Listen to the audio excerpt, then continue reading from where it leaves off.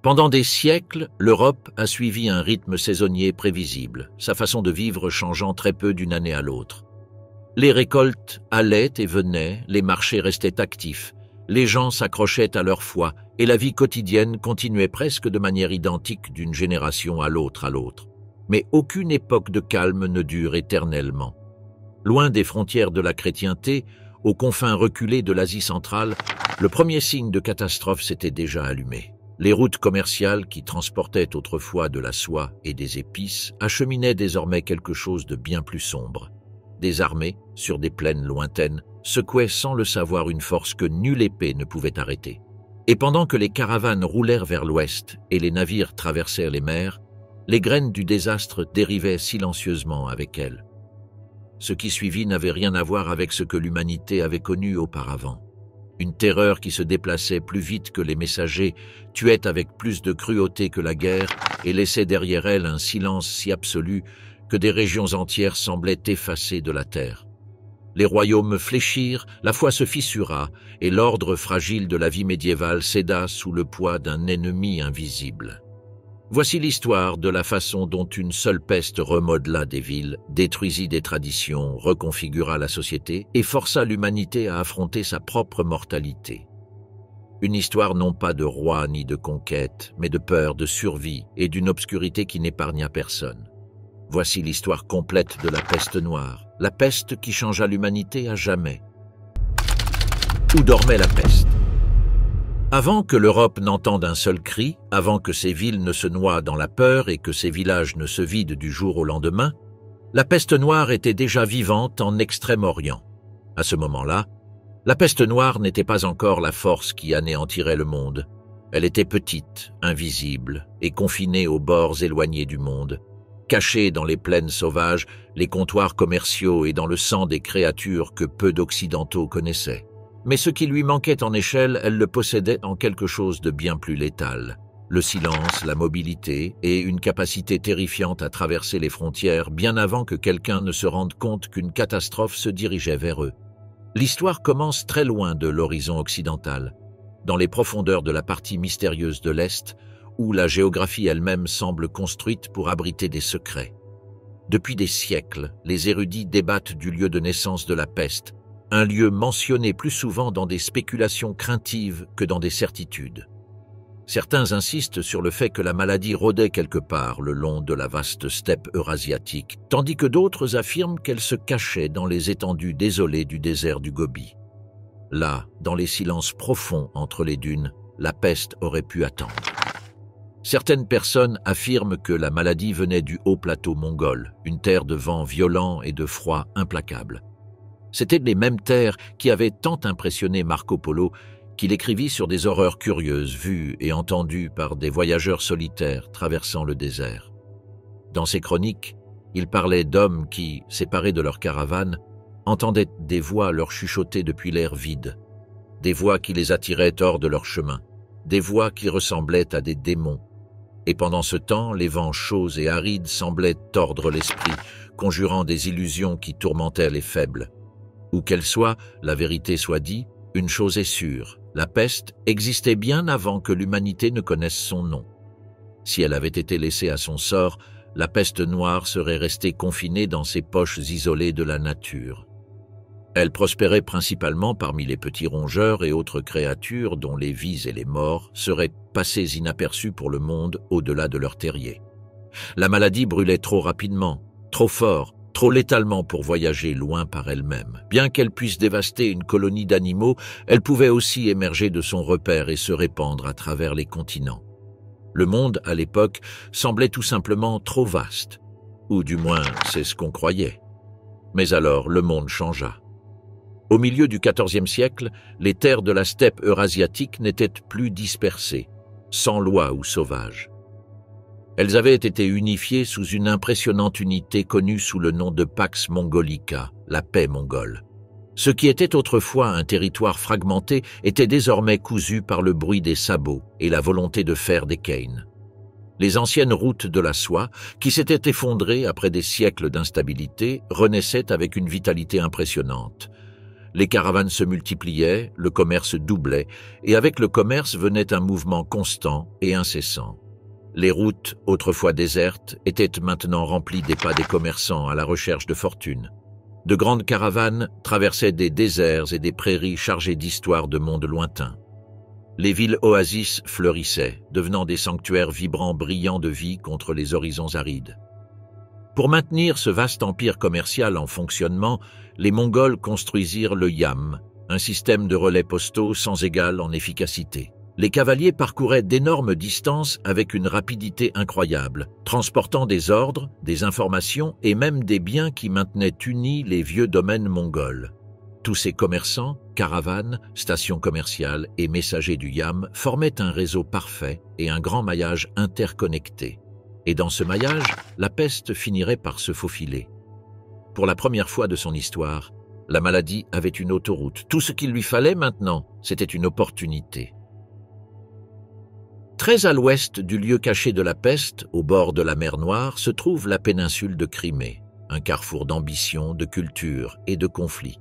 Et, nichée le long de sa côte sud, se trouvait une ville appelée Kaffa. Il y a seulement un siècle, au milieu des années 1200, Kaffa n'était qu'un village de pêcheurs endormis. Un endroit avec de vieilles cabanes en bois, des quais modestes et une odeur de sel portée par le vent.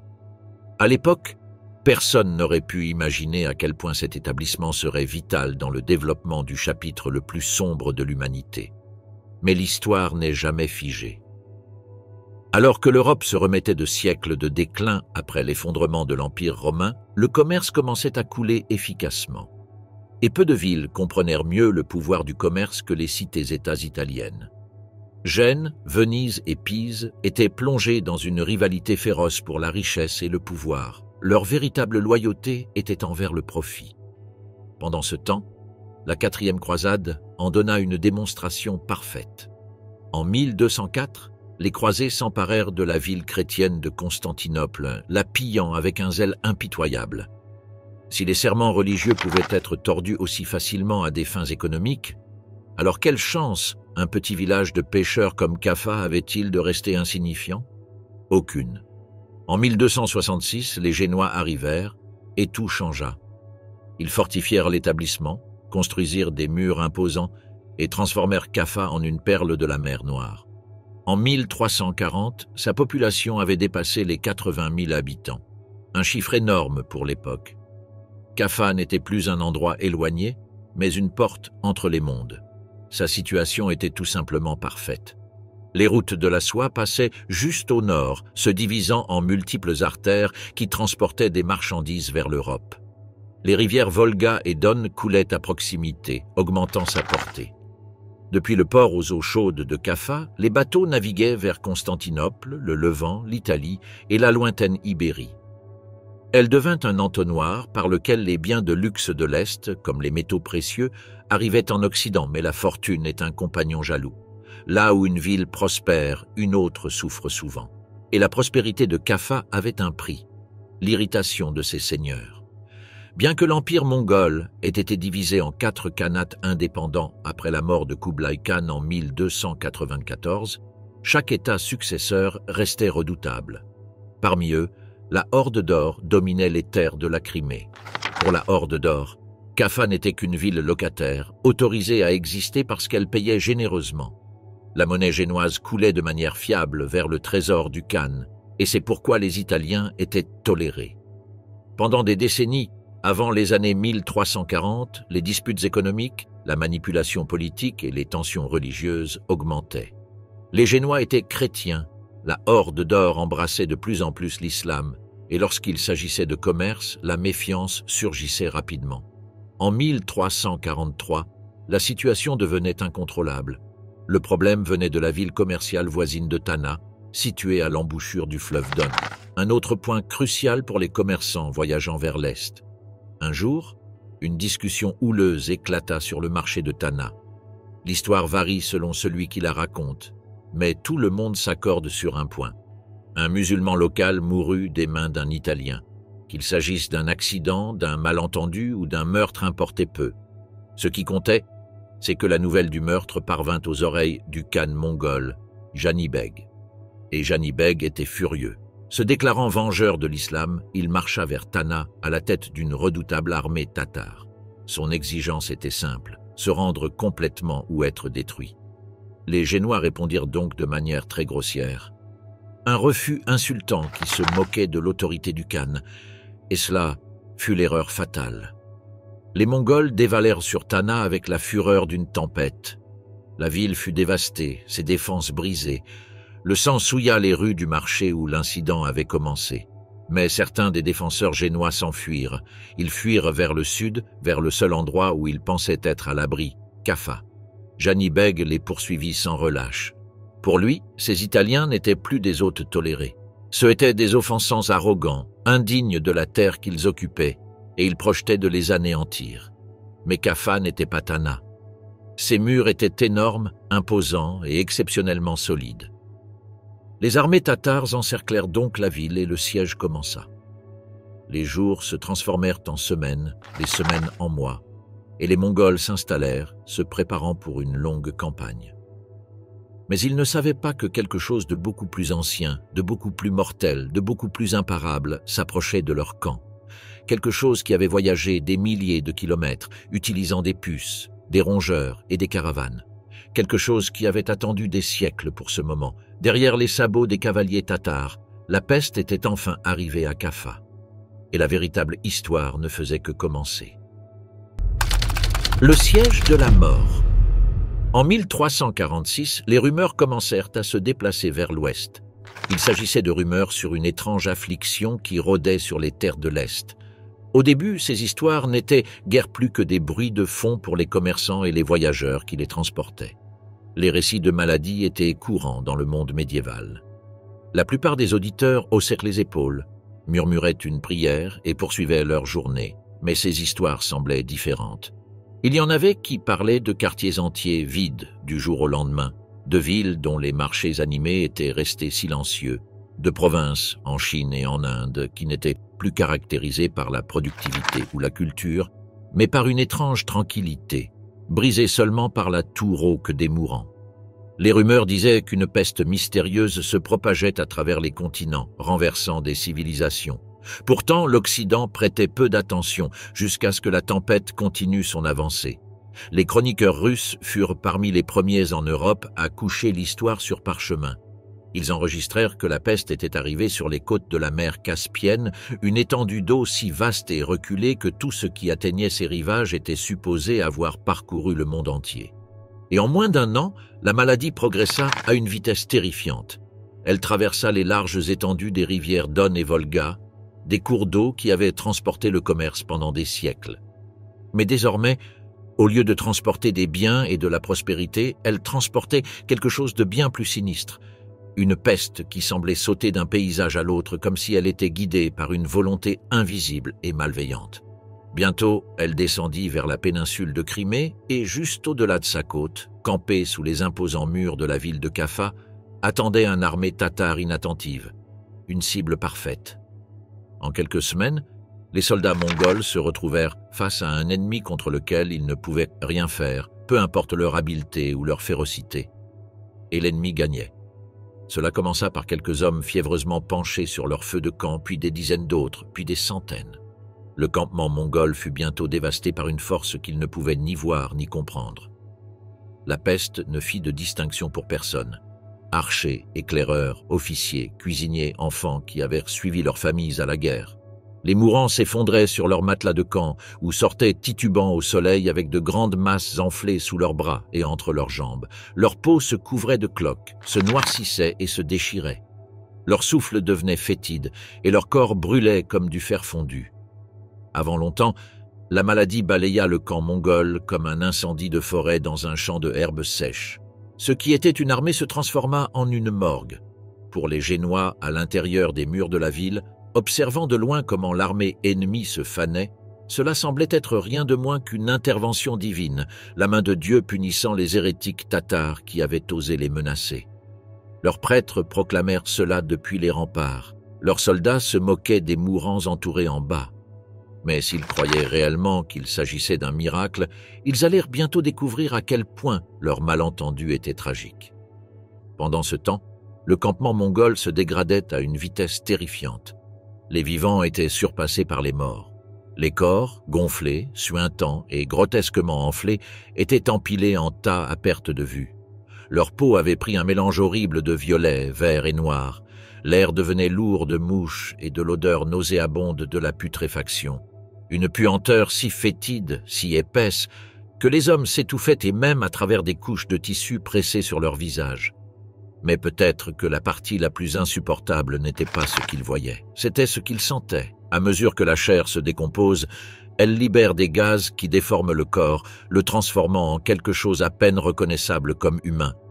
L'odeur de ces innombrables cadavres en décomposition était tellement accablante que même les soldats professionnels avaient envie de vomir. Jani Beg, le khan mongol qui supervisait le siège, était dégoûté. Il ne supportait pas l'odeur. Il ne supportait pas les cadavres qui envahissaient son campement. Mais ce n'était pas un homme enclin à se retirer ou à se rendre. Il prit donc une décision née du désespoir et de l'horreur. Jani Beg ordonna que les corps des victimes de la peste soient récupérés et traînés jusqu'aux machines de siège. Les énormes catapultes qui lançaient auparavant des pierres et du goudron enflammé contre les murs de Kaffa recevaient désormais un nouveau type de charge. La stratégie du khan était simple. S'il ne pouvait pas vaincre les Génois par la force, il les vaincrait par la saleté. Lorsque les catapultes tirèrent, les corps volèrent dans les airs, les bras et les jambes tournoyant, les torses se tordant, parfois éclatant en plein vol lorsque la pression de la décomposition devenait trop forte pour être contenue. Lorsqu'ils frappèrent les murs de pierre ou se précipitaient contre les structures intérieures de la ville, le résultat était une explosion nauséabonde de chair putréfiée. Des morceaux se répandirent sur les toits, des liquides noirs éclaboussèrent les couloirs, et un brouillard répugnant s'insinua dans les rues, s'infiltrant partout et en tous. Semaine après semaine, Kaffa fut bombardé par cette étrange grêle. Et sous cette horreur, quelque chose d'autre s'insinua dans la ville sans être remarqué. Des rats. Les mêmes rats qui avaient envahi le campement mourant des Mongols. Attirés par l'odeur de la mort, les rats suivirent. Au début, les Génois se réjouirent. Ils rirent de l'attaque ratée, confiants que leur mur les protégerait. Mais bientôt, le rire s'éteignit lorsque les gens commencèrent à s'effondrer dans les rues. Les commerçants se retirèrent chez eux pour être retrouvés des jours plus tard, couverts de bubons noirs. Les soldats postés sur les remparts s'effondrèrent sur leurs lances. Les familles fermèrent leurs portes, mais la peste entra à travers les puces qui voyageaient avec les rats rampant dans les entrepôts de grains et les sous-sols. Les défenseurs de Kaffa se rendirent compte trop tard que l'ennemi à l'extérieur des murs n'était plus la menace. L'ennemi était déjà à l'intérieur. Le principal porteur était le rat noir, une espèce qui avait évolué en Asie entre 10 000 et 15 000 ans auparavant. Bien que plus petite que le rat brun, elle compensait sa taille par une pure férocité reproductive. 2 rats se reproduisant pendant 3 ans pouvaient produire plus de 3 millions de descendants, et ils étaient presque impossibles à arrêter. Ils pouvaient grimper des surfaces presque verticales, se glisser par des ouvertures de la taille d'un doigt, survivre à des chutes de 5 étages et ronger des matériaux aussi doux que l'adobe ou aussi durs que le plomb. Une fois à l'intérieur, les rats montrèrent une intelligence remarquable. Ils exploraient, analysaient et s'adaptaient. Ils construisaient des nids et des routes de fuite avec précision.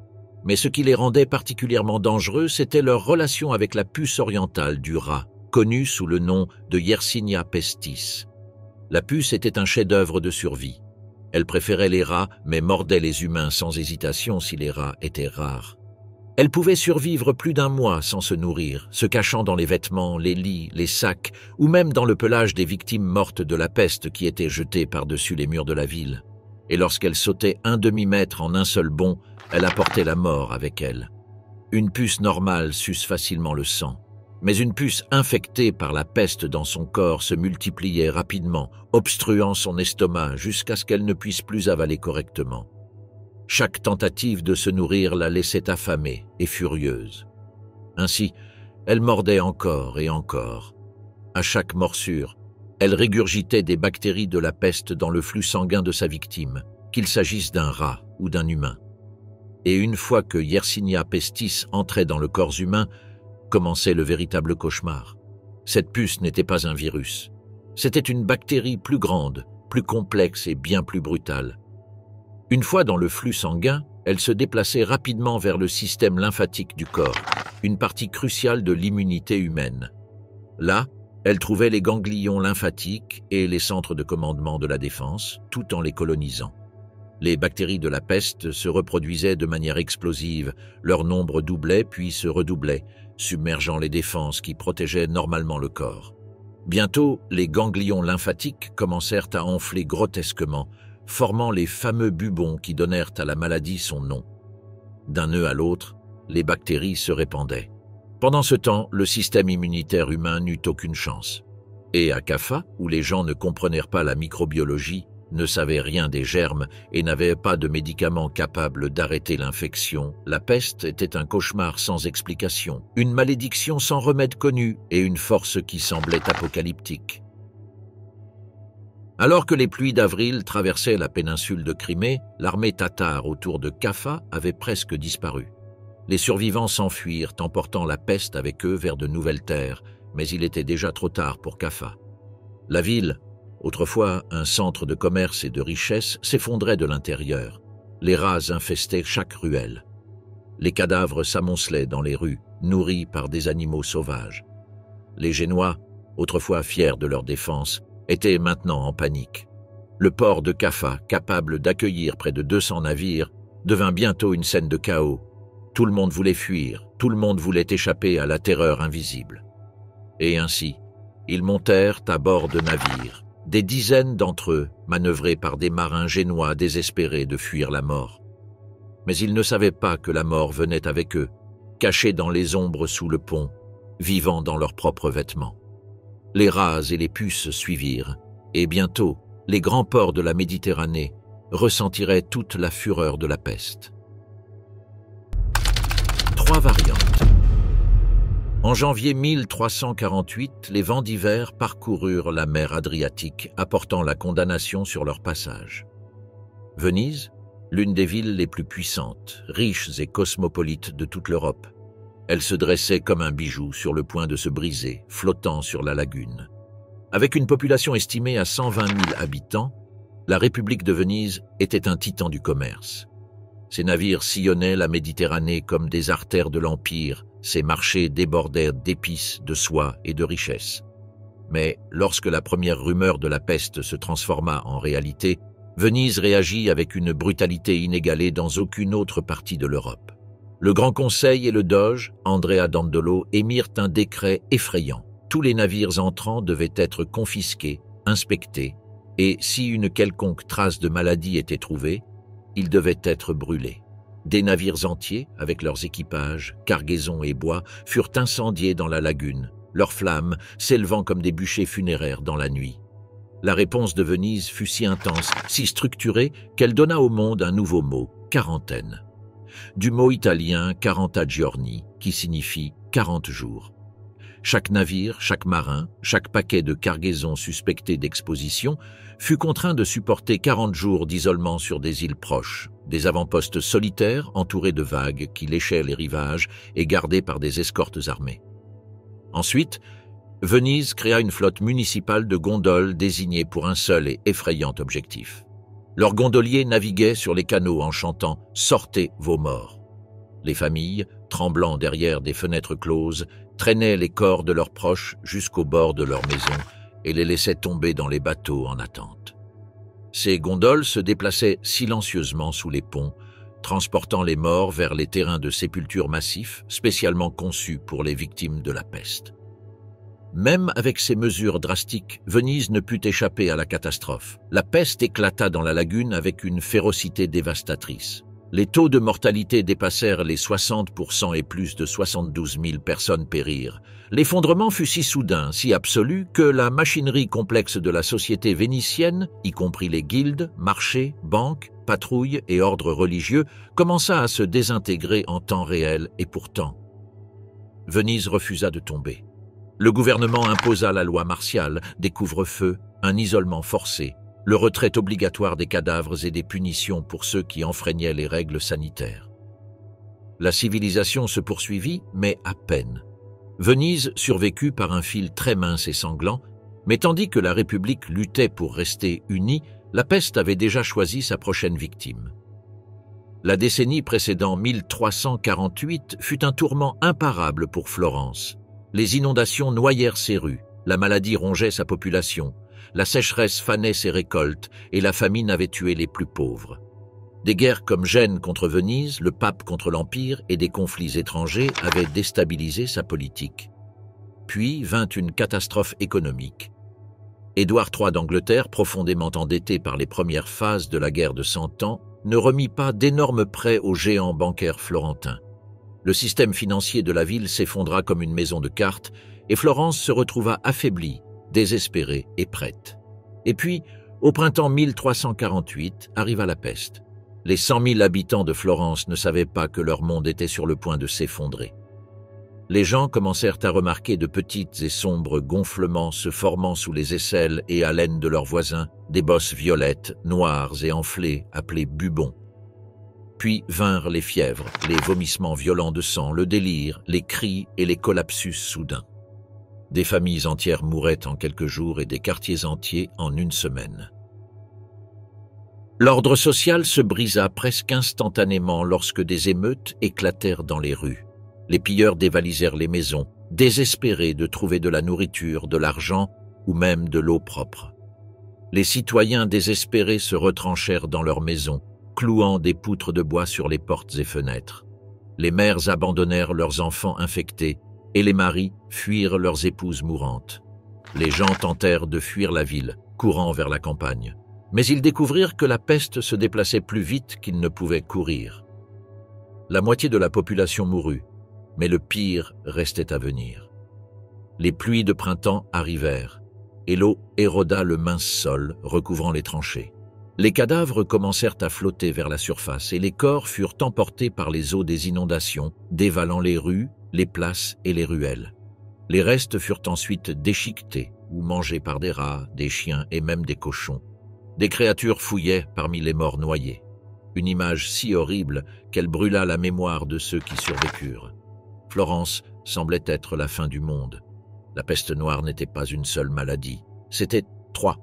Si quelqu'un avait de la chance, il recevait cette forme avec des symptômes tels que de fortes fièvres, de la fatigue, de la toux, parfois sanglante, une défaillance organique et des bubons se formant dans les ganglions lymphatiques. Ces bubons, parfois de la taille d'une orange, gonflaient de manière grave. Certains survivants vécurent le reste de leur vie avec des coups tordus ou des membres déformés là où les nœuds gonflés avaient tordu leur corps. Si un bubo éclatait, il libérait un fluide chargé de bactéries capables d'infecter quiconque le touchait. Une grande partie des vomissements, du sang et du mucus était infectieuse, avec un taux de mortalité d'environ 60%, les meilleures chances qu'une personne pouvait avoir. 3 variantes.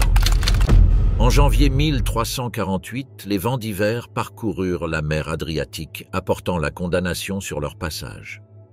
Venise, l'une des villes les plus puissantes, riches et cosmopolites de toute l'Europe. Elle se dressait comme un bijou sur le point de se briser, flottant sur la lagune. Avec une population estimée à 120 000 habitants, la République de Venise était un titan du commerce. Ses navires sillonnaient la Méditerranée comme des artères de l'Empire, ses marchés débordèrent d'épices, de soie et de richesses. Mais lorsque la première rumeur de la peste se transforma en réalité, Venise réagit avec une brutalité inégalée dans aucune autre partie de l'Europe. Le Grand Conseil et le Doge, Andrea Dandolo, émirent un décret effrayant. Tous les navires entrants devaient être confisqués, inspectés, et si une quelconque trace de maladie était trouvée, ils devaient être brûlés.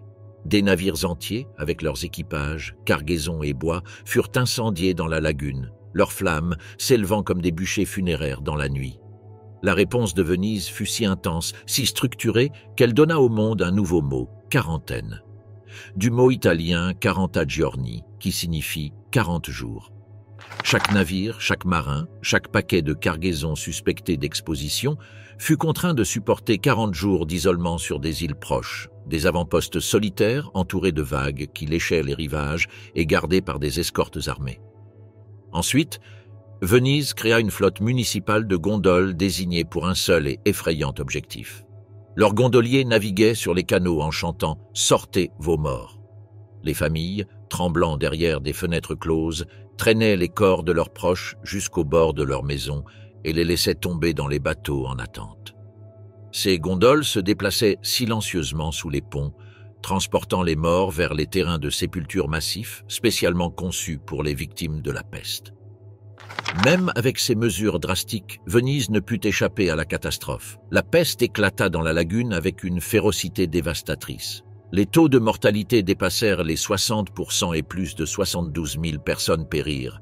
L'effondrement fut si soudain, si absolu, que la machinerie complexe de la société vénitienne, y compris les guildes, marchés, banques, patrouilles et ordres religieux, commença à se désintégrer en temps réel et pourtant, Venise refusa de tomber. Le gouvernement imposa la loi martiale, des couvre-feux, un isolement forcé, le retrait obligatoire des cadavres et des punitions pour ceux qui enfreignaient les règles sanitaires.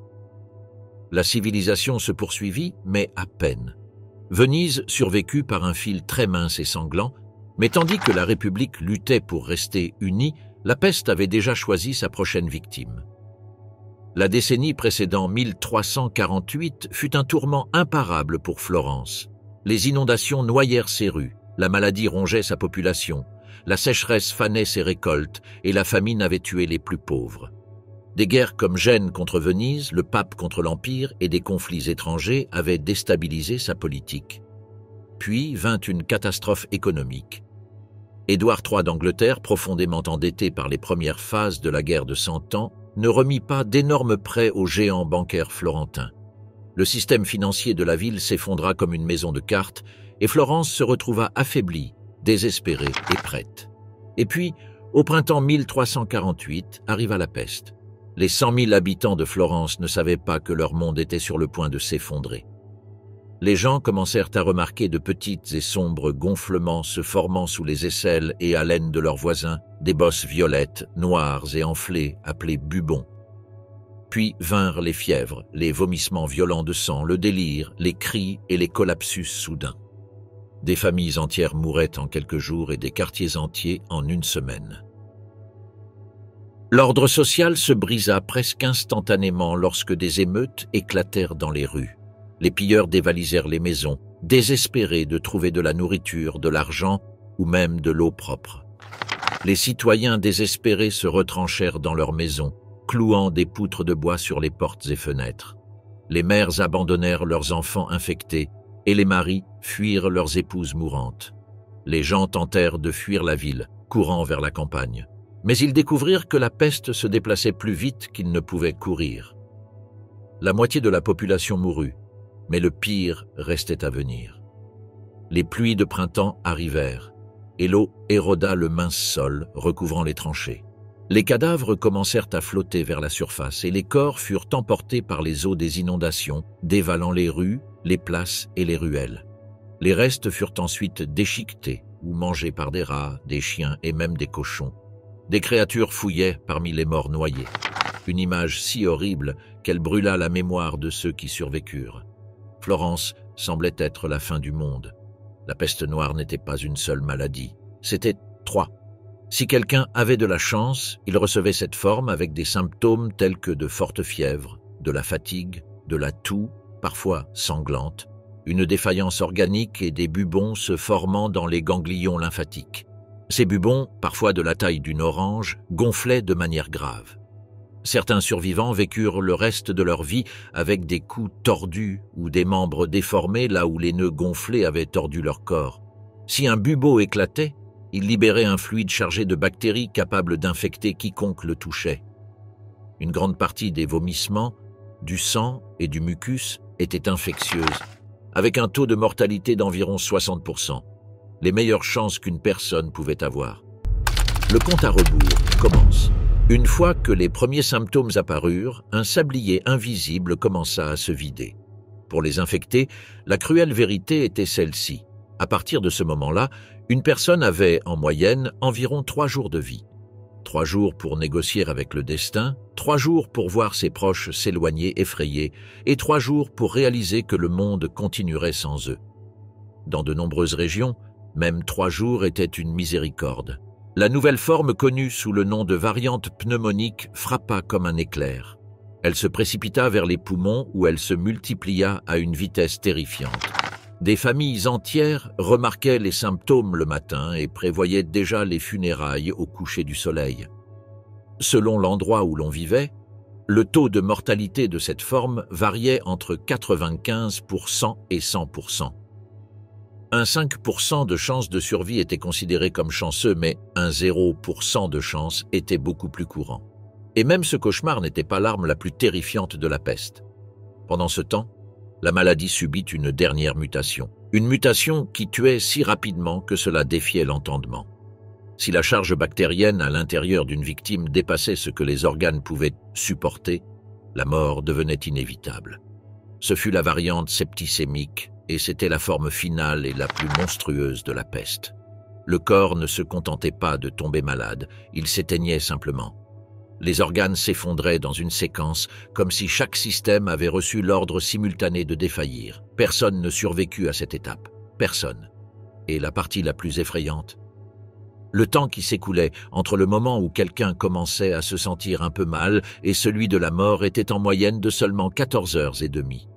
Les familles se couchaient auprès de quelqu'un qui semblait parfaitement sain, riant, conversant, faisant des projets pour l'avenir, et se réveillaient dans le silence. La transformation était si brutale, si antinaturelle, que pour les gens du XIVe siècle, elle semblait surnaturelle, presque démoniaque. Imaginez embrasser votre enfant pour lui souhaiter une bonne nuit, seulement pour découvrir son corps froid le matin.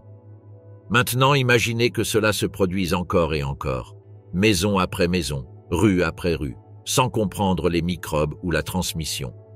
L'esprit humain luttait pour rationaliser ce qui se passait. Les historiens appellent désormais la peste noire une convergence de désastres, une tempête parfaite dans laquelle tous les facteurs possibles nécessaires à une extinction massive s'alignèrent en même temps.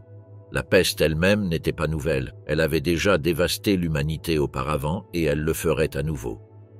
La peste de Justinien des siècles plus tôt était également considérée comme causée par Yersinia pestis, et pourtant, la destruction causée au milieu du XIVe siècle l'éclipsa complètement. Quelque chose avait changé. Quelque chose était différent. Cette peste se comportait de manière à déconcerter la logique. Elle continuait de se propager pendant l'hiver, alors même que les puces qui la transportaient auraient dû geler. Elle infectait les gens à une vitesse que les souches modernes atteignent rarement. Sa mortalité était bien plus élevée que les épidémies habituelles. Cela amena certains scientifiques modernes à suspecter que la peste noire n'était pas une seule maladie. Il se pourrait qu'il y ait eu plusieurs tueurs attaquant simultanément. Certains chercheurs pointent des agents pathogènes similaires à l'anthrax, d'autres des virus semblables à l'Ebola. Les deux étaient létaux en soi. Combinés, ils auraient été catastrophiques et le monde des années 1300 était totalement ouvert à la catastrophe. Cependant, l'Europe n'était pas préparée géographiquement, politiquement ou socialement. C'était un vaste continent interconnecté, rempli de villes surpeuplées, de réseaux commerciaux en expansion, de réfugiés de guerre, de populations mal nourries, d'animaux infestés de puces et de navires se déplaçant constamment entre les ports. Une fois que la peste débordait dans une région, elle revenait souvent d'une nouvelle direction, attaquant encore et encore. Certaines régions supportèrent 2 ou 3 vagues et chaque vague semblait pire que la précédente. À la mi-1348, l'Europe souffrait depuis presque 1 an. Avignon n'avait plus de terrain pour les enterrements. Une vague depuis Constantinople avait incinéré les Balkans. L'Italie était vidée ville après ville. Florence devint bientôt un théâtre de désespoir humain indescriptible. Giovanni Boccaccio écrivit sur une société tellement terrifiée que les liens familiaux se brisaient. Les frères fuyaient, les femmes abandonnaient leurs maris et les parents refusaient de toucher leurs propres enfants. La peur gouvernait chaque décision.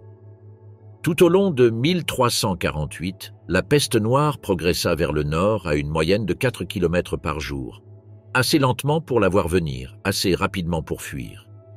Les villages disparurent et des communautés entières moururent si complètement que des siècles plus tard, leur existence ne serait redécouverte que grâce à la photographie aérienne précoce avant la Première Guerre mondiale, des ombres de vie humaine depuis longtemps réclamées par la nature. En juin 1348, la peste arriva à Paris, l'une des plus grandes et magnifiques villes d'Europe, abritant environ 210 000 habitants. Une fois à l'intérieur des murs de la ville, elle ne se contenta pas de se propager. Elle mijota, s'intensifia et évolua. Lorsque la peste finit par relâcher son emprise 1 an plus tard, la moitié de Paris était morte. Cependant, de manière incroyable, la peste ne faisait que prendre de l'ampleur, car sa prochaine destination lui offrirait la plus grande opportunité à ce jour. À la fin de l'été, les pêcheurs dans la Manche regardaient la côte française et apercevaient une vision terrifiante. Des drapeaux de la peste flottant sur presque tous les établissements. Une invasion de la mort approchait et son prochain champ de bataille était l'Angleterre. L'Angleterre en 1348 se sentait en sécurité, éloignée du chaos du continent. Le roi Édouard III, immensément populaire, se baignait dans ses triomphes militaires. Sa victoire à Crécy en 1346 avait rempli l'Angleterre de fierté et de richesse.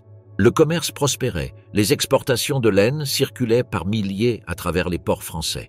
8 millions de moutons paissaient dans les champs anglais, surpassant les humains de loin. Le peuple prospérait et cette complaisance leur coûta cher. Malgré les drapeaux de la peste flottant à travers toute la France, le commerce continuait. Les navires traversaient toujours la Manche. Personne ne voulait arrêter le flux de biens. Personne ne voulait imaginer le cauchemar qui approchait, mais chaque navire apportait plus que de la marchandise. Il apportait la peste. La peste noire avait tué en France. Elle avait rôdé sur les navires en mer. Maintenant, elle dévasterait l'Angleterre avec une brutalité sans égale. Elle tuerait dans les villes et dans les villages tranquilles à peine marqués sur les cartes. Et pour le peuple d'Angleterre, cela semblerait comme si la mort avait déclaré la guerre à l'île, une guerre qu'elle comptait bien gagner. L'Angleterre tombe. Les historiens croient maintenant que la peste noire attaqua l'Angleterre depuis plusieurs points le long de la côte de la Manche, transportée par des navires partant du port de Calais, ravagés par la peste. La mort arriva comme une armée envahissante. Elle frappa Southampton, puis Portsmouth et enfin le petit port de Melcombe, aujourd'hui partie du Weymouth actuel. Ce ne furent pas des débarquements aléatoires. Ils formèrent une chaîne sombre de points d'entrée, des portes ouvertes à travers lesquelles le plus grand tueur de la mémoire européenne se déversa sur le sol anglais. Mais le cauchemar de l'Angleterre ne s'arrêta pas là. Un autre front s'ouvrit à Bristol, l'un des centres commerciaux les plus importants de l'Angleterre. Un navire de Gascogne, chargé de barils de précieux vins français, entra silencieusement dans le port. Mais caché dans sa sombre cale, il y avait une cargaison bien plus mortelle. Quelques heures après le débarquement, les habitants du village commencèrent à tomber malades. Il n'y eut aucun avertissement ni temps pour se préparer. Simplement une ville s'effondrant presque du jour au lendemain. Depuis ces 2 points de débarquement, la peste commença son avancée imparable, suivant le réseau complexe de routes, de rivières et de voies commerciales de l'Angleterre, directement vers le centre du pays. Sur le continent européen, le taux de mortalité urbain moyen était d'environ 33%, déjà catastrophique selon toutes les mesures. Mais en Angleterre, le nombre de morts dépassa largement ce chiffre. Ici, 55% des habitants des villes périrent. Certaines localités virent l'éradication de 80 à 90% de leur population. Aucune guerre continentale, aucune famine, aucune épidémie antérieure n'avait tué autant de personnes aussi rapidement. Il devint mathématiquement impossible d'enterrer les morts. Les paroisses manquèrent de terrain, les cimetières débordèrent et les vivants ne pouvaient suivre le rythme des morts. L'Angleterre se tourna alors vers le feu. Les voyageurs décrivirent la campagne comme une vision de l'apocalypse. De toutes les directions s'élevaient d'énormes colonnes de fumée noire, se tordant dans le ciel comme des monuments sombres aux défunts. Les corps s'amoncelaient par centaines, parfois par milliers, et étaient incendiés. Les cendres se dispersaient sur les champs et les routes, se déposant sur les manteaux et les cheveux des voyageurs. Ce n'était pas simplement la fin de la vie, c'était l'effondrement de la société elle-même. À la fin de l'automne 1348, les 2 fronts avançants se fusionnèrent en une seule force imparable, ouvrant un chemin direct vers le cœur palpitant de l'Angleterre, Londres. Et selon les normes médiévales, c'était déjà brutal. La capitale était un labyrinthe de maisons densément empilées, de ruelles étroites et de rivières d'immondices. Les eaux usées circulaient librement. Les rats prospéraient, les puces se rassemblaient. Londres était un banquet prêt pour la peste. Maintenant, la peste frappa Londres 2 fois. D'abord, la variante pneumonique arriva avec le froid. L'hiver obligea les gens à rester à l'intérieur, entassés dans des pièces étroites avec des foyers enfumés et peu de ventilation. La maladie se propageait de personne à personne, voyageant dans les gouttes de respiration. Puis le printemps apporta la résurgence de la variante bubonique. Avec le retour de la chaleur, les rats se réveillèrent, les puces se multiplièrent et l'infection explosa à nouveau. Plus de la moitié de la ville mourut et pourtant ce n'était que le début. Au début de 1349, la peste progressa vers le nord avec une nouvelle force, balayant l'Angleterre par vagues. Comme en France, aucune ville ne fut épargnée, mais contrairement à la France, les taux de mortalité en Angleterre furent encore plus élevés. Une anomalie que les historiens débattent encore. À la fin de 1349, la peste atteignit la frontière de l'Écosse et les Écossais se moquèrent. Ils croyaient que la peste était une malédiction envoyée exclusivement pour punir les Anglais. Ils se moquaient de leurs voisins mourants. Ils jurèrent des serments en célébrant la destruction de l'Angleterre. Ils virent l'épidémie comme une justice divine. Mais la justice, à leurs yeux, allait bientôt prendre une tournure dévastatrice. Au printemps de 1350, les Écossais rassemblèrent une armée massive dans la forêt de Selkirk, se préparant à envahir une Angleterre affaiblie. Ils anticipaient une conquête facile. Mais juste au moment où les armées se rassemblaient, la peste frappa avec une férocité redoutable. L'armée se désintégra en quelques jours, tandis que les cadavres remplissaient la forêt. Ainsi, l'invasion ne commença jamais, car la peste avait envahi l'Écosse à leur place. Loin au sud, la peste était entrée dans la péninsule ibérique dès 1348. Elle dévasta aussi bien les terres chrétiennes que musulmanes, ne respectant ni frontières, ni foi, ni roi. En 1350, le roi guerrier Alfonso XI de Castille était sur le point de capturer Gibraltar, un passage crucial pour démanteler l'émirat de Grenade. La victoire semblait imminente jusqu'à ce que la peste atteigne le site. Cette fois, Alfonso XI mourut, le seul monarque européen en exercice à périr de la peste noire. Son armée s'effondra sous le poids de l'infection. Il fallut encore 150 ans avant que l'Espagne ne termine la Reconquista, et la peste modifia le cours de l'histoire. Avec la mort partout et aucune issue en vue, l'Europe resta psychologiquement brisée. Les gens tentèrent désespérément de comprendre ce qui se passait. Beaucoup croyaient que la peste était un châtiment divin pour le péché humain alors que les églises débordaient. Les pénitents marchaient dans les rues en se flagellant. Les prêtres récitaient des prières sans fin, des bénédictions et des exorcismes. À Paris, 46 maîtres de la faculté de médecine se réunirent. Après une délibération soigneuse, ils arrivèrent à une conclusion surprenante. La peste avait été causée par une rare aliénation cosmique. Selon eux, à 13 heures le 20 mars 1345, Saturne, Mars et Jupiter formèrent une conjonction inhabituelle en Verseau, corrompant l'air lui-même. Leur explication était erronée, mais étant donné leur monde, elle avait parfaitement du sens. La théorie des germes ne ferait son apparition que 500 ans plus tard. Le lavage des mains n'était pas une pratique médicale. Les antibiotiques, les vaccins, les perfusions intraveineuses et l'assainissement de base n'existaient pas. Les médecins se fiaient à des théories remontant à Aristote et Galien, centrées sur les 4 humeurs, le sang, la phlegme, la bile jaune et la bile noire. À mesure que la panique augmentait et que les anciennes méthodes échouaient, les médecins médiévaux eurent recours à des mesures de plus en plus désespérées. Ils lançaient les bubons pour drainer le pus infecté. Parfois, miraculeusement, cela fonctionnait. Le plus souvent, cela provoquait des infections secondaires, des saignements incontrôlables et une mort plus rapide. Puis vinrent des remèdes plus extrêmes. Certains médecins incisaient les furoncles et frottaient des mélanges d'herbes et d'excréments humains, croyant qu'ils enlevaient le poison. Mais ils ne le faisaient pas. Au lieu de cela, ils introduisaient de nouvelles bactéries dans les plaies ouvertes, aggravant l'infection, accélérant la mort et propageant encore plus la maladie. La médecine était devenue une arme utilisée sans le vouloir contre les mêmes personnes qu'elle tentait de sauver. La désespérée recherche de salut. À mesure que la peste noire serrait son étreinte sur l'Europe, les gens cherchaient désespérément des explications. Tout ce qui pouvait donner forme à la force invisible qui tuait leur famille. Une théorie se haussait au-dessus des autres, portait des places publiques aux cours royales. L'air lui-même avait été empoisonné. Cette brume vénéneuse appelée miasme, était censée se glisser dans les rues comme un esprit malveillant. Elle s'infiltrait sous les portes, s'enroulait entre les poutres et pénétrait dans les poumons d'une seule respiration. Et une fois qu'elle entrait, les gens croyaient qu'elle apportait directement la peste dans le sang. Dans un monde sans microscope, sans connaissance des bactéries ou des puces, l'idée semblait terrifiante mais logique. Comment la mort pourrait-elle se déplacer aussi vite autrement? Cette peur envoya des milliers de personnes fuir vers la campagne, des champs ouverts, des collines ondulantes et des prairies balayées par le vent. Les gens croyaient que ces lieux inexplorés contenaient un air pur, libre des vapeurs corrompues qui infestaient les villes surpeuplées. Les familles nobles abandonnèrent leurs propriétés. Les prêtres fuyaient leurs paroisses.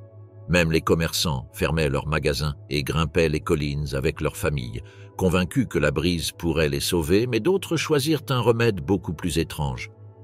Certains médecins, s'accrochant à des théories anciennes, soutenaient que la seule façon de contrer la vapeur mortelle de la peste était avec une odeur encore pire. Cette logique tordue amena des communautés entières aux toilettes publiques. Hommes et femmes s'alignaient autour des fosses d'ordures humaines, pressant leurs visages contre les immondices profondes, inhalant profondément comme si le salut se trouvait quelque part sous la pourriture.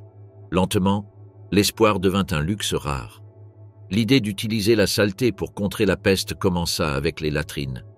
Bientôt, un autre remède saisit la population, murmuré des sages-femmes aux pharmaciens. L'idée était de boire de l'urine, mais uniquement celle de quelqu'un qui n'avait pas encore contracté la peste. On croyait que ce liquide pur pouvait nettoyer la corruption de l'intérieur. Ce qui commença comme une rumeur explosa en une industrie soudaine. Les serviteurs collectaient et vendaient leur propre urine en flacons. Les médecins la recommandaient à voix basse. La peur transforma les déchets corporels en monnaie et les gens buvaient par désespoir.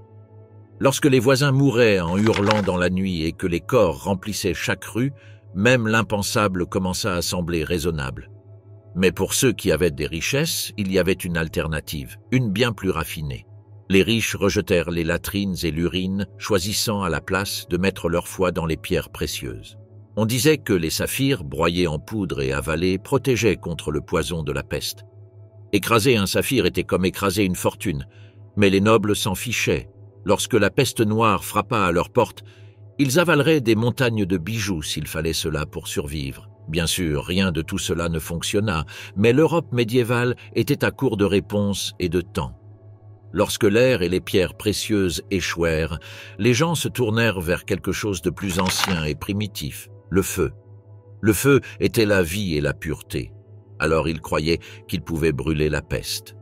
Certains guérisseurs poussèrent cette croyance à des extrêmes effrayants.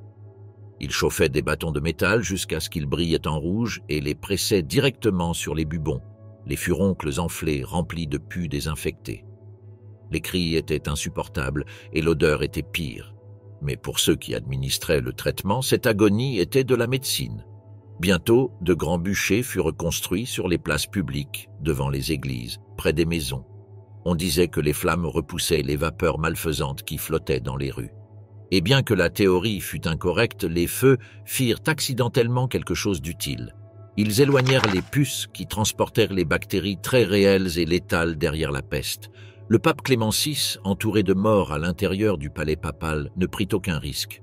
Pendant la messe, il s'assit entre deux énormes feux de bûches, croyant que la chaleur le protégeait de l'air empoisonné. Ironiquement, les feux le protégèrent en repoussant les puces qui avaient déjà tué d'innombrables prêtres et cardinaux. Il survécut, mais des milliers autour de lui ne le firent pas. Alors que la peste noire continuait sa progression, l'Europe commença à comprendre une dure vérité. Lorsqu'une seule personne malade entrait dans une ville, des milliers pouvaient mourir. La quarantaine, l'une des défenses les plus anciennes de l'histoire, retourna en Europe. À Milan, les autorités ne doutèrent pas. Si une maison montrait même le moindre signe de la grande mortalité, elle scellait la maison, posait des briques sur les portes et fermait les fenêtres avec du mortier. Des familles entières, malades ou saines, se retrouvèrent piégées à l'intérieur. Leurs maisons devinrent des prisons. Et peu après, des tombes. C'était horrible et impitoyable, mais cela fonctionna. Le taux de mortalité à Milan tomba à environ 15%, un miracle comparé au carnage qui dévastait le reste de l'Europe. La Pologne, elle aussi, réagit avec une discipline inhabituelle.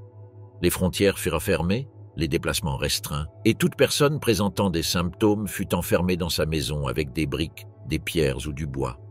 Ce fut une quarantaine à l'échelle nationale qui fut dure, froide et implacable, mais elle sauva des vies. Cependant, le taux de mortalité en Pologne fut dramatiquement plus bas que celui des royaumes voisins.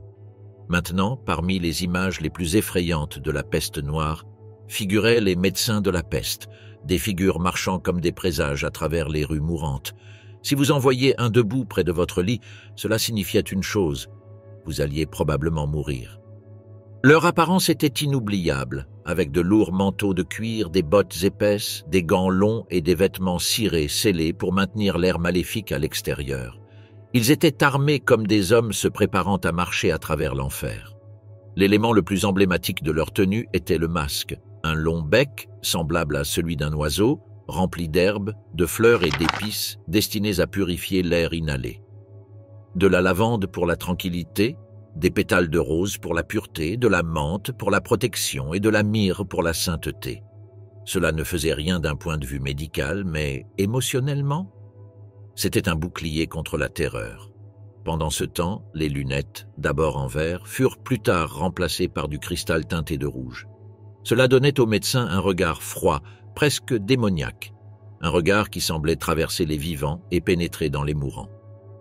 Certains masques furent même construits de manière à ce que les yeux regardent légèrement dans une autre direction que celle du patient, car les gens croyaient que le contact visuel pouvait transmettre la peste. La plupart des médecins de la peste ne soignaient pas leurs patients parce que personne ne pouvait, mais ils firent quelque chose d'autre. Ils observaient, enregistraient et questionnaient.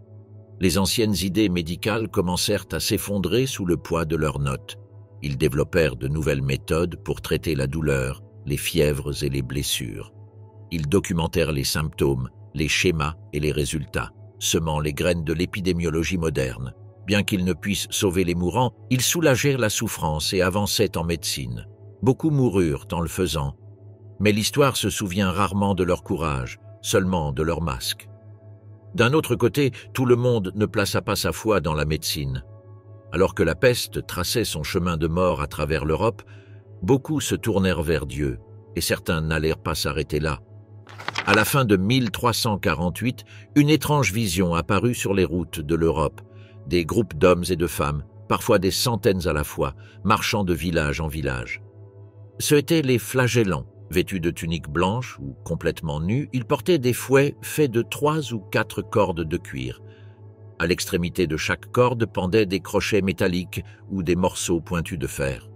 Pensant que la peste était un châtiment de Dieu, ils se fouettaient jusqu'à saigner en marchant, espérant que leur douleur expirait les péchés de l'humanité.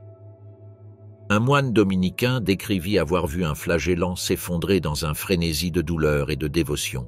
Il affirma qu'il se dépouilla de ses vêtements et se fouetta le corps jusqu'à ce que le sang en jaillisse. Puis, tremblant et grelottant à cause de l'air froid, il s'agenouilla devant Dieu, lui demandant d'effacer ses péchés.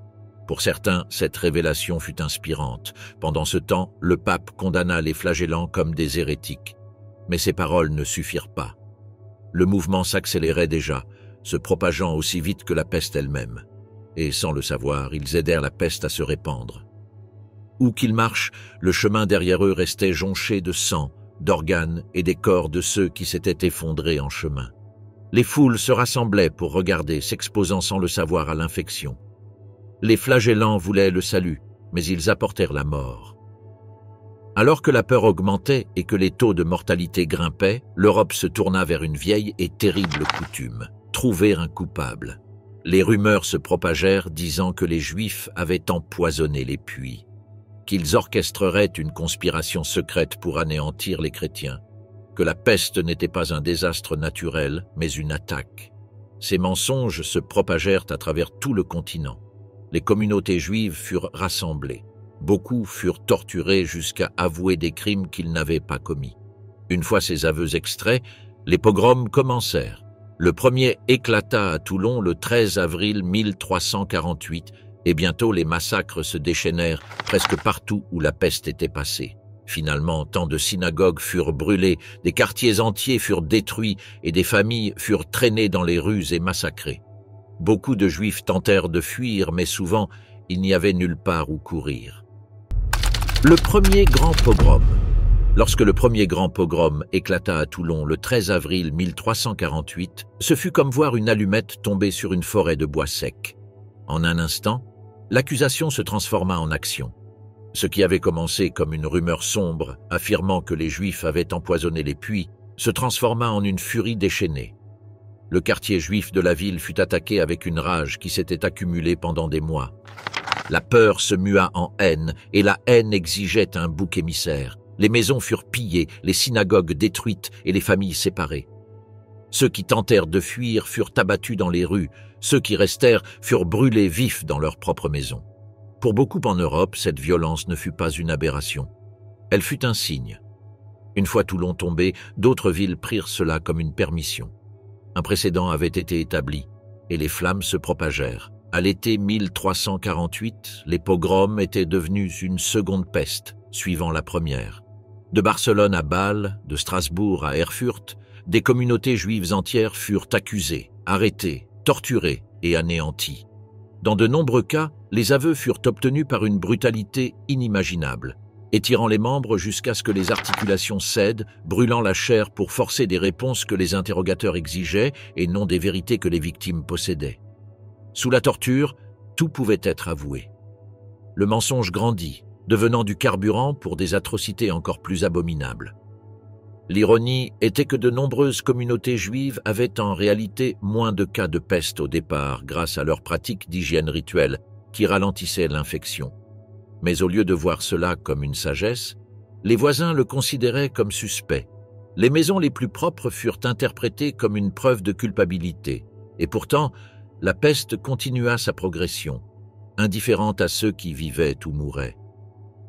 En février 1349, la violence atteignit son point culminant. La ville de Strasbourg, poussée par la peur et l'opportunisme politique, organisa l'un des plus grands bûchers massifs de l'histoire médiévale.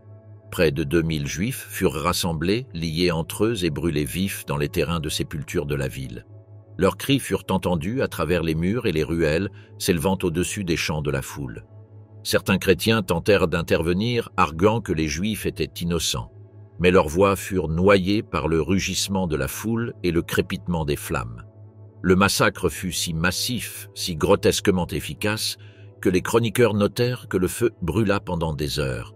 Cependant, même après que les cendres se furent déposées, la peste demeura. Les puits restaient empoisonnés par l'ignorance, la peur et le désespoir. À mesure que le taux de mortalité augmentait, les routes commerciales s'effondrèrent, entraînant avec elles l'économie de l'Europe médiévale.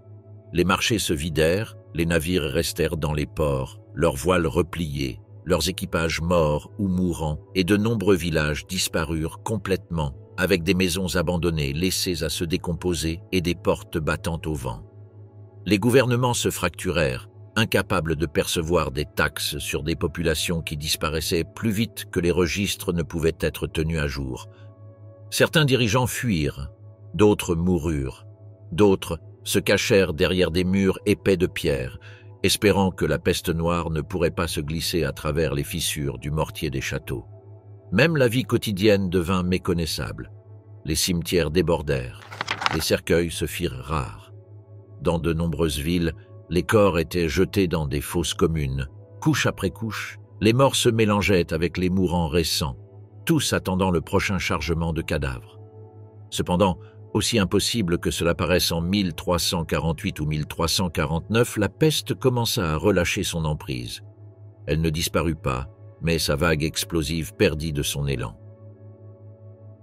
Les survivants entrèrent dans un monde transformé où des villages entiers s'étaient effondrés. La propriété de la terre avait changé du jour au lendemain et les hiérarchies sociales vacillaient.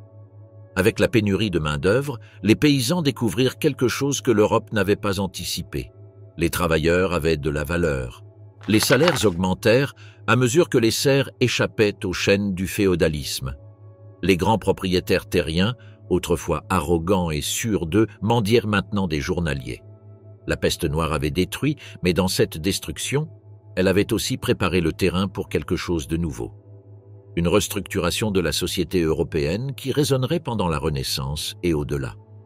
Les connaissances médicales, aussi rudimentaires soient-elles, changèrent également.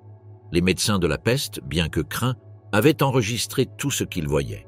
Certains écrivirent des traités sur les symptômes et la propagation, affirmant que la maladie pouvait suivre des schémas, non des caprices divins. Les universités s'affaiblirent, mais persistèrent, poussant les académiciens à étudier les causes naturelles au lieu du châtiment surnaturel. Il devint évident que la peste noire n'avait pas guéri l'ignorance, mais l'avait réduite. Et parfois, c'est là le premier pas vers la compréhension. Au début des années 1350, la première grande vague de la peste noire était terminée. Mais le monde qu'elle laissa derrière lui ne serait plus jamais le même. La peste reviendrait de nombreuses fois, mais jamais avec la même fureur déchaînée. Les cicatrices restèrent, cependant, des villages vides, des familles perdues, des fosses communes, et la mémoire de ceux qui furent accusés, traqués et tués pour des crimes qu'ils n'avaient jamais commis. En fin de compte, la peste noire remodela l'humanité à travers les révélations qu'elle força. Elle exposa la fragilité des institutions, les dangers de la peur et la résilience de ceux qui survécurent. Elle déchira l'ancien monde, morceau par morceau, et un nouveau monde commença à se former. Un monde qui remettrait en question l'autorité, un monde qui valoriserait le savoir, un monde qui se souviendrait et craindrait le retour de l'ennemi invisible qui, un jour, mit la civilisation à genoux.